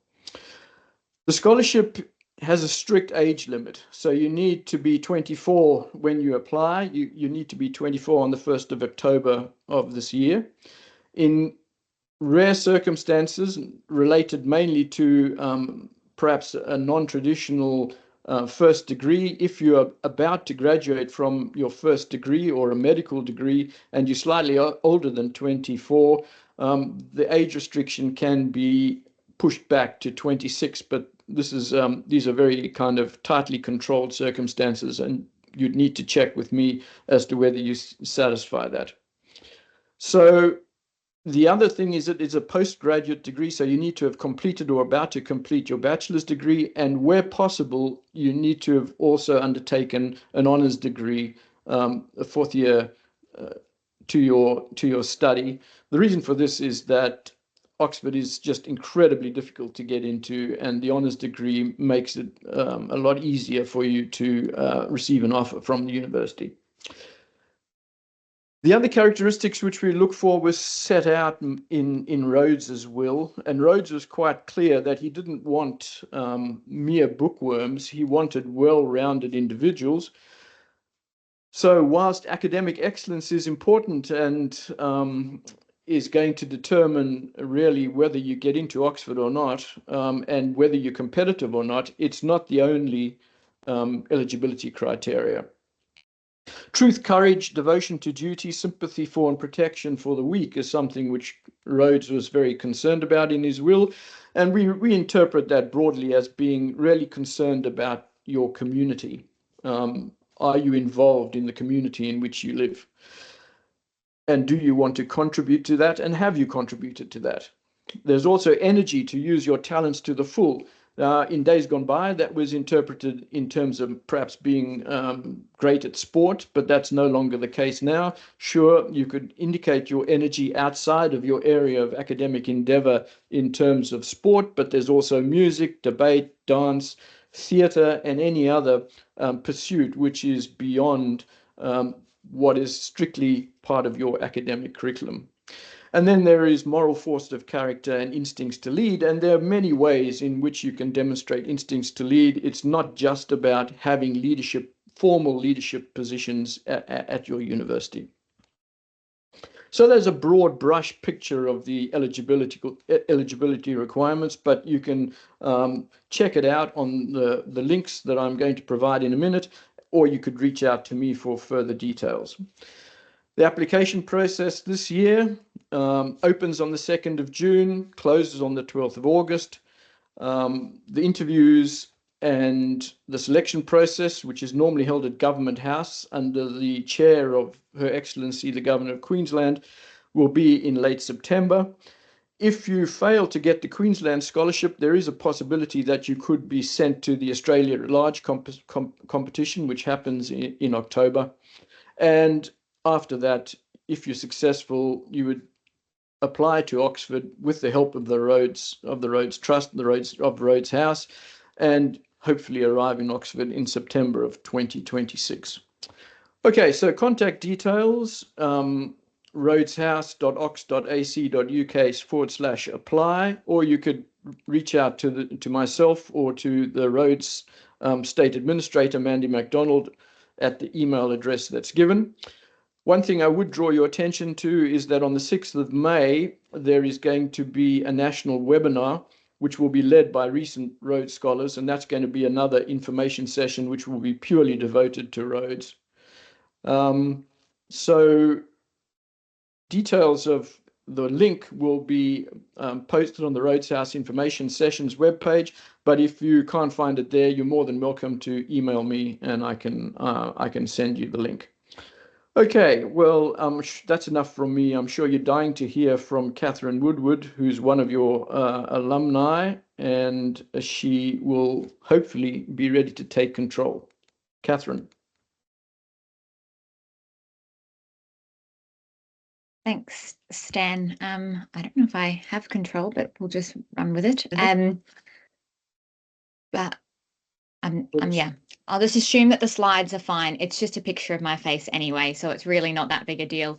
But hello, everyone. I'm Catherine. I am currently over in Oxford, and I am in the third year of my Rhodes Scholarship. The third year of my Rhodes Scholarship now. It's been a little while. And I started doing my master's over here, and I've now moved into what we like to call at Oxford a DPhil, or everywhere else they would call a PhD. But my background before that was that I actually studied at Griffith for 6 years. So I did my Bachelor of Medical Science and my Doctor of Medicine degrees at Griffith across the Nathan and the Gold Coast campuses. And I'm from the Gold Coast, so well and truly a local. And now I found myself in the middle of Oxford, which is a fabulous place to be when it's not freezing cold.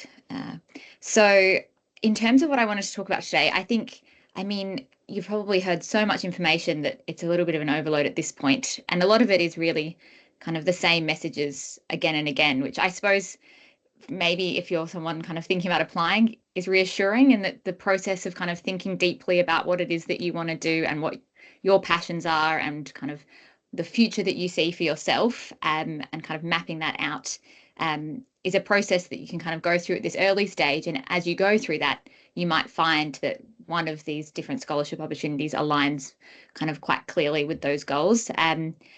I decided to apply for the Rhodes Scholarship, as you probably saw, there are some strict age criteria on that. So that's usually a deciding factor around Rhodes applications. But I think if it's an opportunity that interests you and you kind of see yourself as meeting those kind of 4 broad criteria that Stan talked about, don't count yourself out. I think Rhodes is one of those scholarships that, because it's been around for a really long time and people maybe vaguely recognize the name, people assume that it's not for them because it must be something that's really hard to do. That's certainly what I thought when I first kind of started thinking about it. In fact, I think the first words that came out of my mouth were, I don't think that's for people like me. And that's certainly not the case. I think every Rhodes Scholar I've ever talked to assumed that they weren't going to get it when they applied. I don't know anyone who kind of was, gutsy enough to say, yeah, I've got this in the bag. It's a big application. You'll probably see that if you look into it more online. And I know that Victoria, who was so very helpful back 4 years ago when I was working through my application, can probably speak to the fact that there were lots of times where I was like, oh my goodness, the paperwork, I don't know, I'm trying to get through med school. So, I think it's just one of those opportunities that, as Stan mentioned, the support that you get in Oxford as a Rhodes Scholar is second to none. You have your college that you can rely on, but really Rhodes House, for most of us, is where we turn to first. There's an entire team of individuals there who, from the minute you get elected as a scholar-elect to, you graduate and beyond as a scholar alumni, are there to support you and help you. And that, I think, is one of the really invaluable things about the Rhodes Scholarship. The other kind of element of the scholarship that I think is really unique and that I've really appreciated is the community. So we have, about 100 in Rhodes Scholars in each cohort from a truly kind of diverse geographic areas, but also disciplines. And unlike other programs where you might be scattered around different universities in the world, here in Oxford, you're all in Oxford, and Oxford itself is not a very big place. I think everyone I know lives within about a 15-minute bike ride. So, you create a very tight-knit community and have so many different people that you can learn from. I've been to all sorts of different cultural and religious events since I've been here, and really feel like those kind of opportunities aren't things that I had exposure to when I was back home in Australia.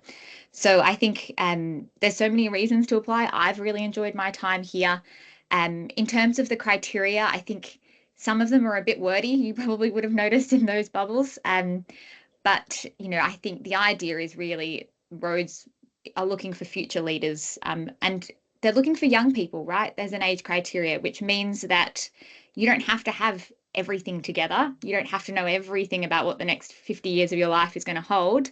But if you are really passionate and dedicated to making a positive difference in the world, that's what they're looking for, because they want to be able to help to support you to achieve some of those goals and find your way, knowing that you're in that really early stage of your career. Also, don't get freaked out by the music sport thing. That's just my side note. I am not an elite athlete by any means, nor am I an exceptional musician. So I didn't think that this was going to really work out. But, I had other interests and extracurricular activities that I'd pursued through university that were able to meet that criteria. So please don't freak out about music and sport. I had a few moments where I was worried about that too. And on that, I'll hand back over to Victoria, I think. That message, don't freak out about music and sport. Yes, because if you do look at the criteria, that is important. So, okay, so thank you to everyone. We're going to move on to a question session between Taryn and myself. So, Catherine, you enjoy your day.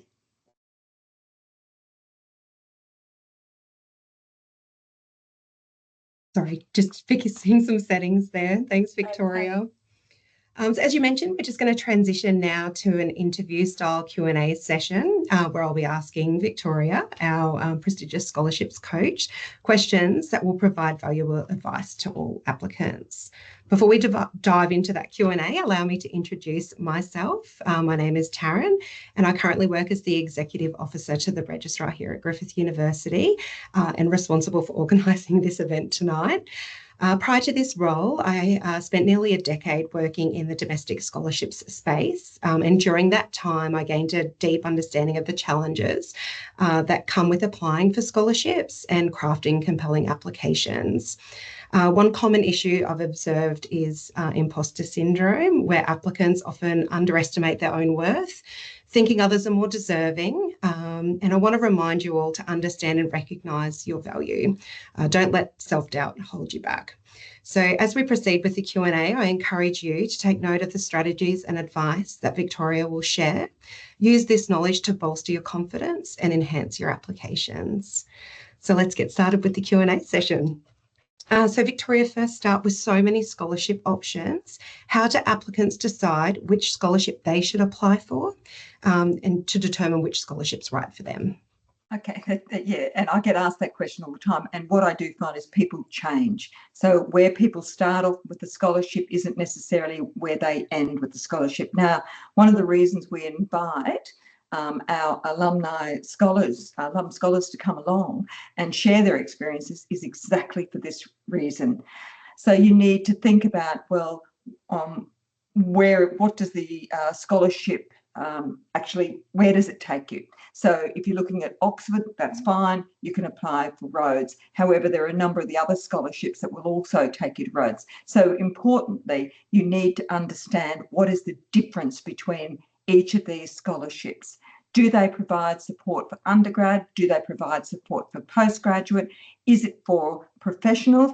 And for some of you who are with me now or who may be listening in later on to this, you might be an academic, you might be a mid-career professional, you might be a judge, you could be anything. And if that's the case, you need to think about, well, which scholarship's right for me? Now, we've covered some of the scholarships, but we certainly have not covered all of the scholarships. So, for example, it might be Churchill that you're really looking at as a professional or as a musician or as an artist or as, I say, a judge.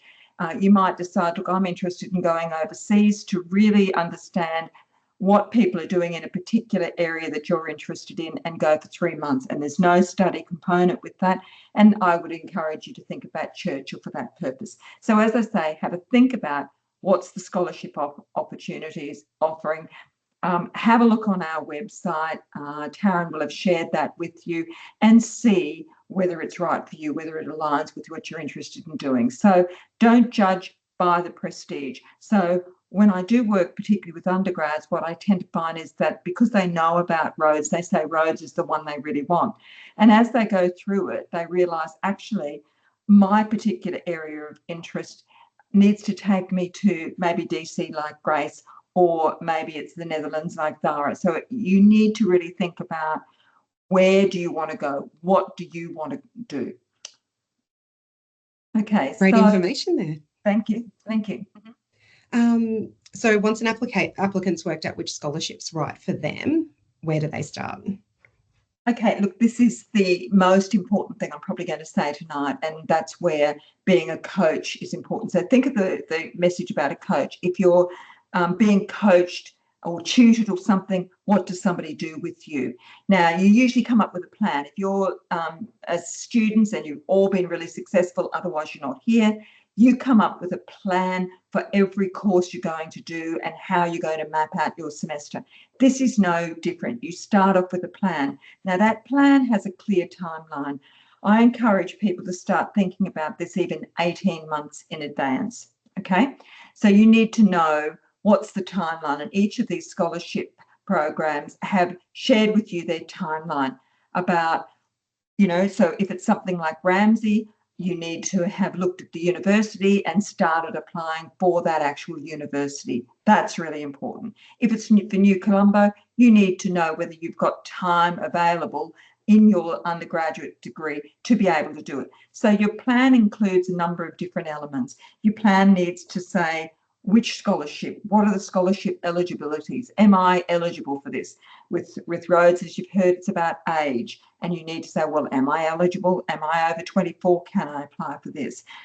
So your plan will include eligibility. It also needs to have a line in there which will be about which university. What are my goals? And so a plan might have, for example, my goals are, and they can be big, kind of not necessarily clear goals. So we don't want you, for example, say, I'm aiming to be a judge by the time I'm 35. A goal might be, I want to make a difference in the area of diplomacy with Australia. I want to improve linkages between America and Australia, or it could be cybersecurity, something like that. So your plan will have broad goals. And with those goals, it's, well, what university should I go to? Which conversations do I need to have with people that are going to enable me to understand which uni, which place, who are the recipients, who are the alumni within Griffith? So you put down in your plan all of the questions you have. Now, it might be also about who are the people I need to connect with.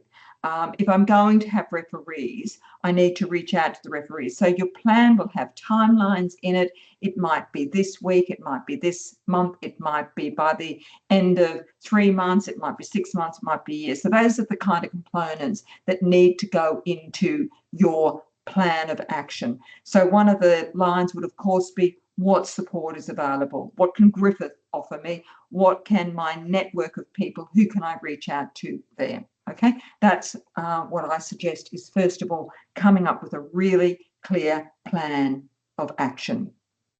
I love that. Oh, I love a good plan myself. And you've just highlighted just how much of a difference having a good plan can make. I know it helps me to stay motivated and committed to achieve my goals, give me a sense of direction and purpose. So I'm sure our applicants will feel that way with a plan too. So can you explain to applicants what makes for a compelling application? Oh, look, I think one of the things you've really heard, it's come from essentially all of the scholars, and each of them has just passion. They have such a passion for their area. And I think the next bit of that is really a vision, and that's future. So you've got the passion, which is essentially you now, and where did that kind of come from, that passion? What is the fire that drives you? And one of the things I say to people is look out for that passion. So if you listen to the news, if you're talking to people, if you get excited, when do you find your energy levels are just so high and you can't stop talking about things? So sometimes people say, I've got many different passions and interests. And you go, yeah, but what's that thing that you go, look, I am really compelled. I need to make a difference. Now, often people early stages, so some of you that are still undergraduates or even about to graduate, you mightn't be really clear on what that passion is.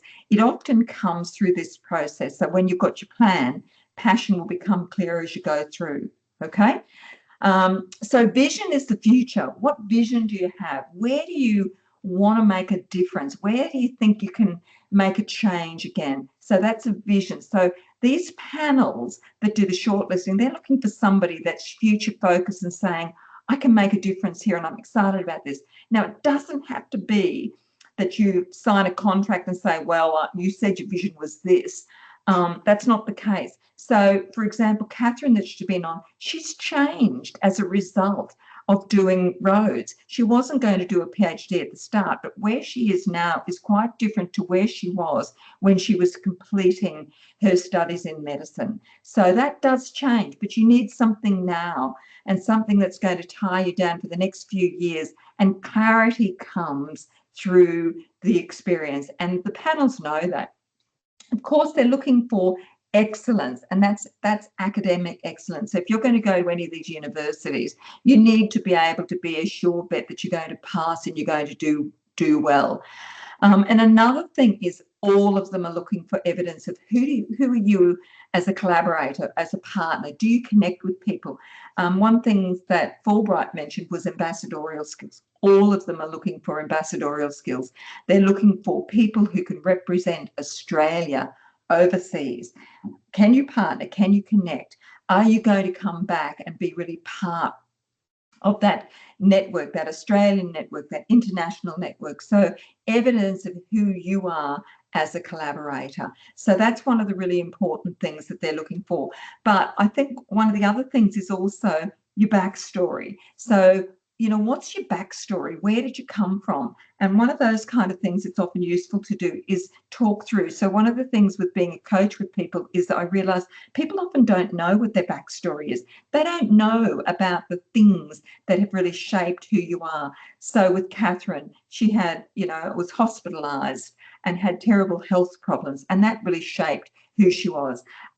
Grace Manahanek was going to you know, the Indo-Pacific, working in Singapore, but it was also being part of the military and working as a reserve in the military. So she's had a lot of those kind of things, and her backstory was also about her family, her mum and her dad who did volunteer work overseas as medical professionals and things too. So there's always a backstory, and people often don't understand that kind of thing. And that's where people talk about, keep on talking to people.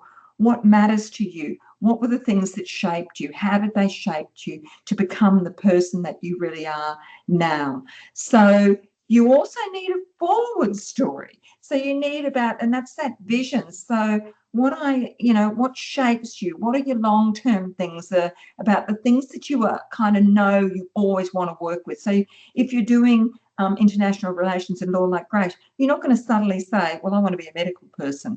That's not what drives you. So Grace wants to do work for DFAT and to shape some of Australia's policy within the Indo-Pacific. That's one of the things that have driven her previously.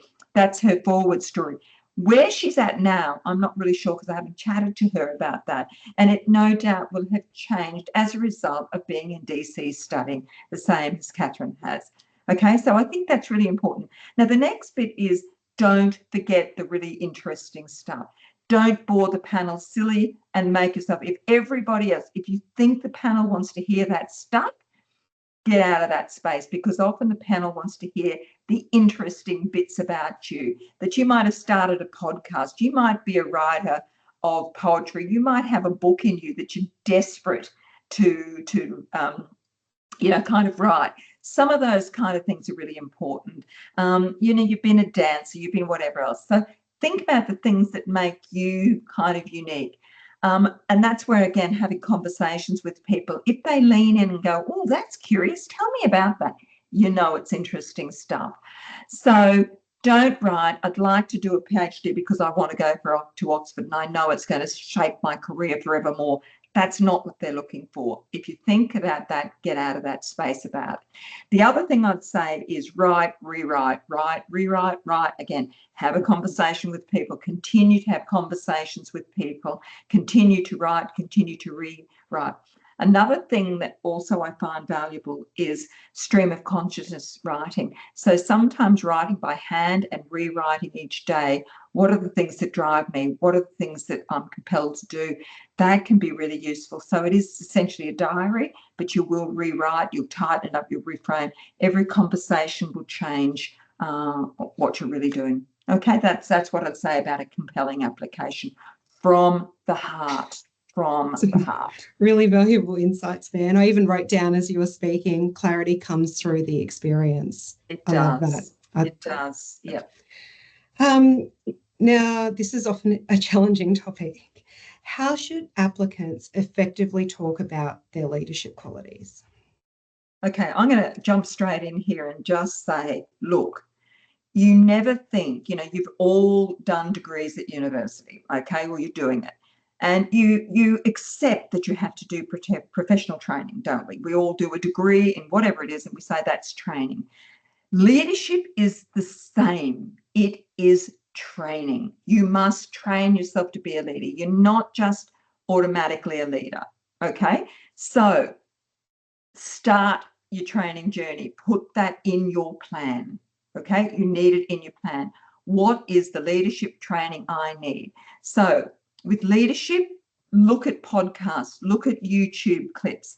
I say look at Simon Sinek, okay? Do as much research as you can. Reflect on your experiences as a leader. So if you've had any leadership roles, and look, leadership roles, they're not headings that you've had, because often I'll chat with people who might have worked with Coles, and they end up having to lead people who are above. So if you've been in, you might have been in a flood, you might have been in difficult situations, and often you've had to step in and lead. Now, the term lead indicates others and working with others. So another thing is thinking about how have you worked with others, okay? That is what leadership is really about, where you're working with others. It's about connections, it's about partnerships, it's about enabling others. So that's such an important thing to do, is think about the way that you have enabled others to step up and be better than they might have been. So think about your leadership in terms of your current leadership skills, your current qualities as a leader, but also what your values are as a leader, who you aspire to. So read books, look at YouTube, think about great people who you admire. You might have worked with those, or you might have seen them as leaders. Think also about people who you haven't admired and what it is about them. Now, the other thing is to reflect on where have you really challenged. Now, leadership is about growth and it's about failure. So you can also think about where you've had points in time where it's been really difficult to lead. So undergraduates always talk about group work, which is absolutely, where you've had a difficult, but I don't want you to talk about, I led others, I told this person to do this, then I said to do this, and I came up with the plan, and then I did this action. You need to talk about how you enabled others, how you identified a problem, and how you moved through that to enable others and worked in partnership with others. So obviously there are different models that you can use to reflect on that. And it's the STAR model, or, careers. Justin Ellis talks about STAR. So the situations, tasks, action, result, and the learnings that you talk. So that's what I would recommend. I'm going to put in our chat actually some useful resources for that as well. Yeah, wonderful. That'd be great. Thanks, Victoria. Now, what advice can you give to applicants on writing their personal statement? Okay. Rewrite it. Personal Back to that again. Oh my God, these are hard to write, and they take lots of conversations. With Rhodes, it will say you're not allowed to let anyone else read anything you've written, but there's nothing stopping you having conversations and talking about different things and talking about what you're writing. You just can't let somebody else kind of edit it. So the personal statement is not an opportunity to talk about me, and my achievements. That goes into your resume. It is to talk about the interesting bits. What are your drivers? This is where your experiences, your vision, your ambitions, these are the exciting, fun, interesting kind of things to do. Now, the simplest way to do this is to start by laying out your story. Just write a life story down there. Just start off with writing by hand, okay? I always encourage this kind of stuff to write by hand to start off with, because the hand is often authentic and it doesn't edit. It won't go back and delete and rewrite. It is stream of consciousness and it's you. So think about, when did you get really serious? So what happened in your background when you were growing up that gave you a direction? It could have been a book you read. It could have been a teacher you had. It could have been your grandma. It could have been a neighbour. It could have been someone you work with. It could have been a health issue. Think about, when was there a point in time that things changed for you? So that's when did I get really serious about this? And often that is through the process of writing this and early days and when things change. So some undergraduates and postgraduates, it's about climate change. And it could have been you went to Vanuatu and you went, I just can't believe what's happening here. So it could have been a trip. It could have been in high school. It could have been volunteering. So think about what experiences shaped who you are now, okay? So viewers want insights into who you are, what drives you, what's important to you. They want to know the real you, so don't hide that stuff. Okay, I'm just going to jump on very quickly because we need to move on and say other two things I think you really need to do is build your squad. Okay, you need a squad of people, and that's come up repeatedly. People have talked about me, Victoria, and how I can support. They've talked about Reese and the team. We've talked about alumni. The scholarship people who've presented to said reach out, network with them. You need your squad. That's another line in your plan. Who do I need in my squad? Who do I need for conversations? Who do I need for mental health? If you need to stay fit, put that in your squad. If you need more to understand who you are as a leader, talk to leaders. Talk about if there's somebody that you aspire to be, reach out to them and say, look, you know, I'm impressed with who you are. I love the way you have these conversations. Would you be open to having a conversation with me? Find your mentors, okay? Don't do it alone. You can't do it alone, because that's also not what these scholarships are looking for. They're looking for people who are connectors, okay? Be a connector, build your squad, understand who the people who need to be there. So if you're applying, obviously I'm someone who's in your squad, and that's why repeatedly you've heard me mentioned in the alumni and the scholars presentations. Now, the other thing is Griffith does provide support. So I'm here as a coach for you. We'll assist you with talking through how your application. We'll also, if you make it through to interview, help by getting a panel, a mock panel together with you. We won't write your application because it's you. We can't, okay?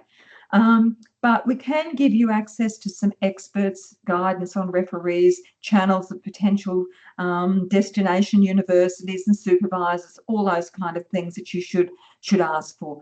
Support is important. So I think with that, Taryn, we're probably going to have to wrap up, aren't we? Because we do have gone over time here. So I'm going to hand back to Taryn.